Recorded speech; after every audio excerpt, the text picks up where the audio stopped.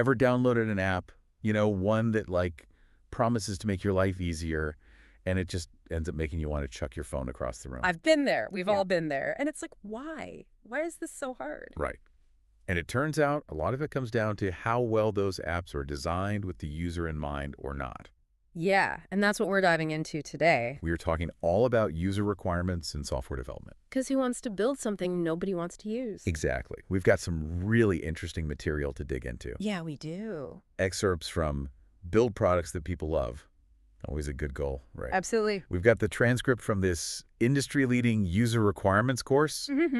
And a podcast episode called Understanding User Requirements in Software Engineering. So yeah, we are going to break this down, make it clear, figure out how to build software people actually enjoy using. Yes, and how to avoid those software fails. Yeah. Because one of the things our sources mentioned is that poorly defined user requirements are a major reason projects fail. It's incredibly common. Wasted time, wasted money, frustrated users. We've all been there. Yes. And there's this myth, right, of the tech genius who just they just know. Right. They're just in their basement coding away and they're like, I know what everyone wants. They're so brilliant, they just get it. But it doesn't really work like that. No. It's more about empathy, and really understanding your users. It's about really getting at the why behind the software. What problem are we solving? Not just the how. So it's less about the technical stuff and more about really understanding what the people using it need and want. Absolutely.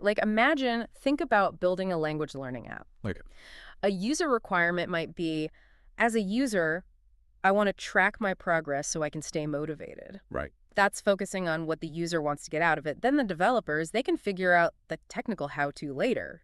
It's like you wouldn't build a house without knowing how many bedrooms people need, if they want an open kitchen or a big backyard. That's a great analogy. You've got to lay the groundwork first. Exactly. And it really is like detective work, gathering those user requirements. You can't assume you know. You have to get in there, ask the right questions, figure out what's going on. So how do we do that? What are some of those tools? I'm ready with my detective hat. All right, so you've got your classic interviews, right? Sit down with people, talk to them one-on-one, figure out what their pain points are. Questionnaires and surveys, those can be great, if you want to get feedback from a lot of people. And then observation, actually watching people use stuff. Because sometimes people don't even know what they need until you see them struggle. Oh, that's so true. They don't even know to articulate it. Exactly. It sounds like taking a multi-pronged approach is really important here. Oh, absolutely. You want to see it from every angle. Okay, so let's say we've done our detective work, we gathered all this information. I'm picturing a big board with red string connecting everything. Right, but we need to make sense of it all. Exactly. We can't just have all these sticky notes everywhere. So how do we organize this? That's where the good old user requirements document comes in. The URD. URD, yeah. Think of it like your central hub. This is what everybody on the project can look to get on the same page. So no more developers saying, wait, what do they mean by that? Hopefully not. It should clearly lay out all the requirements, easy to understand. We want to avoid jargon and ambiguity. That just leads to headaches down the road. It's like that blueprint we were talking about. Takes those ideas and turns them into a plan everyone can follow. Exactly. Keeps everyone on the same page. Developers, designers, everybody. So we've got our blueprint. Ugh. But software, it's not like building a house, right? You can't just build it and be done. You got it. Software needs to be able to adapt. The world changes, users change, and your software needs to keep up. So how do we keep things flexible? I'm hearing the word agile thrown around a lot. Yeah, agile development, it's all about being flexible, adapting to change, being ready to adjust course. Okay, so instead of being stuck with one plan, you're constantly kind of reassessing, making sure you're still on track. Exactly. Think about Spotify. Okay. They're constantly releasing updates. They tweak things, add new features, all based on what users want and need. So they're not just here's the app, take it or leave it. Nope, they're listening to users, constantly making it better. That makes sense. You try something, you get feedback, you make it better. It's like perfecting a recipe, You got to keep tasting and adjusting. Exactly. It's about constant improvement.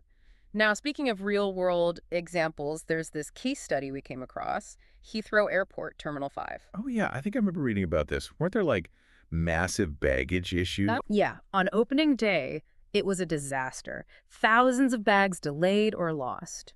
Yeah. It's a perfect example of what can happen, even with all the planning in the world, if you don't get those user requirements right, or if you don't test things thoroughly enough in real-world situations. So what went wrong?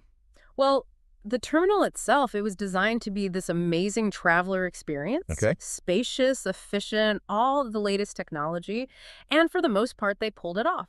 But the baggage system, it was a whole other story. Technical glitches, software malfunctions, it just wasn't ready for prime time. So even though they had the right idea in theory, it didn't translate to the real world. Yeah, and it highlights something really important. Even with a great plan, even with an agile approach, you can't skimp on the testing.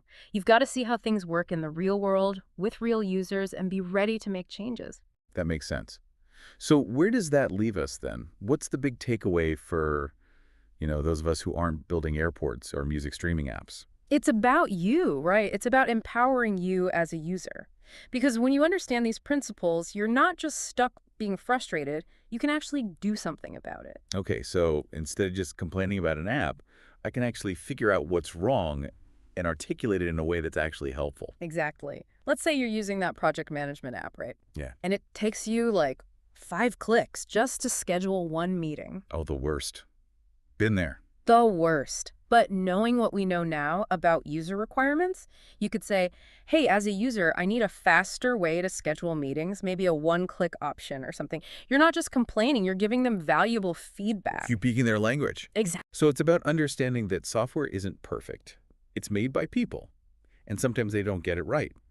And we, as users, we have a voice in making it better. Absolutely. You might even inspire a developer to make a change. I love that. Okay, so next time I'm ready to throw my phone at a wall because an app is driving me crazy. Which we've all been there. Haha. Take a deep breath.